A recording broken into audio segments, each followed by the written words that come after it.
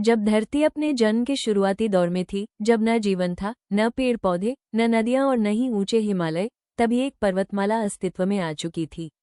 यह है अरावली पर्वतमाला, भारत की सबसे प्राचीन पहाड़ी श्रृंखला और पृथ्वी के इतिहास की सबसे पुरानी गवाहों में से एक। आज से लगभग 4 अरब साल पहले, जब पृथ्वी की सतह धीरे धीरे ठंडी हो रही थी, तभी अरावली का निर्माण हुआ। यह वो समय था जब धरती पर जीवन के शुरुआती संकेत भी नहीं थे।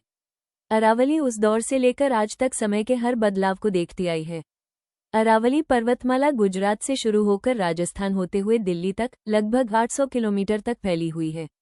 माउंट आबू, उदयपुर, जयपुर, अलवर, भरतपुर और एक समय था जब अरावली पर्वत हिमालय जितने ऊंचे और विशाल हुआ करते थे। लेकिन करोड़ों वर्षों तक चली हवा, पानी, बारिश और मौसम की मार ने इन पहाड़ों को धीरे धीरे घिस दिया।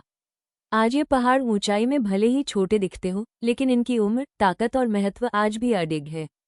अरावली सिर्फ एक पर्वतमाला नहीं है, यह उत्तर भारत की जीवन रेखा है। इसका सबसे बड़ा योगदान यह है कि यह थार रेगिस्तान को पूर्व की ओर फैलने से रोकती है। अगर अरावली न होती तो आज दिल्ली, जयपुर, आगरा और आसपास के कई बड़े शहर धीरे धीरे रेगिस्तान में बदल सकते थे। अरावली पहाड़ मानसून की हवाओं को रोकते और मोड़ते हैं। इन्हीं पहाड़ों की वजह से राजस्थान और उत्तर भारत के कई हिस्सों में बारिश संभव हो पाती है।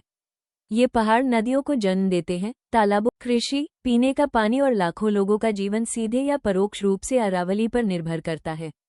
इतनी कठोर जलवायु के बावजूद अरावली क्षेत्र जैव विविधता से भरपूर है। यहाँ सूखे पर्णपाती जंगल पाए जाते हैं, जहाँ तेंदुए, सियार, लकड़बग्घे, हिरण और अनेक सरीसृप व स्तनधारी जीव रहते हैं। सैकड़ों पक्षी प्रजातियां हर साल यहाँ आती जाती हैं। यह क्षेत्र दुनिया के सबसे पुराने और अब भी जीवित पारिस्थितिकी तंत्रों में से एक है। इतिहास में भी अरावली का महत्व बहुत गहरा रहा है।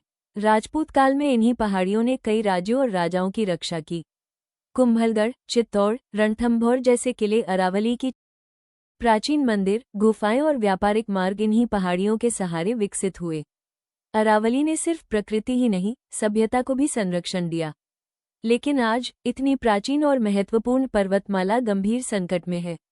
अवैध खनन, तेजी से फैलते शहर, हाईवे, रियल एस्टेट और जंगलों की अंधाधुंध कटाई अरावली को भीतर से खोखला कर रही है। जहां कभी चट्टानें और जंगल थे, आज वहां गहरे गड्ढे, धूल और कंक्रीट खड़े हैं।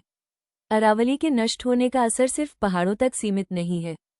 इसका सीधा प्रभाव जल संकट, बढ़ते तापमान, वायु प्रदूषण और जलवायु परिवर्तन पर पड़ता है। दिल्ली और आसपास के इलाकों में बढ़ता प्रदूषण इसका एक स्पष्ट संकेत है। अगर अरावली को इसी तरह नष्ट होने दिया गया, तो आने वाले वर्षों में उत्तर भारत का पर्यावरणीय संतुलन गंभीर रूप से बिगड़ सकता है। लेकिन अभी सब कुछ खत्म नहीं हुआ है। अब भी समय है। अगर सरकार, समाज और आम लोग मिलकर प्रयास करें, तो अरावली को बचाया जा सकता है।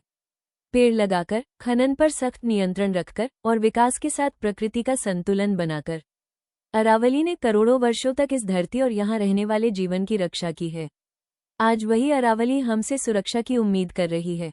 ये सिर्फ पहाड़ों को बचाने की बात नहीं है, ये हमारे पानी, हमारी हवा और हमारे भविष्य को बचाने की बात है। अरावली को बचाइए, क्योंकि अरावली बचेगी।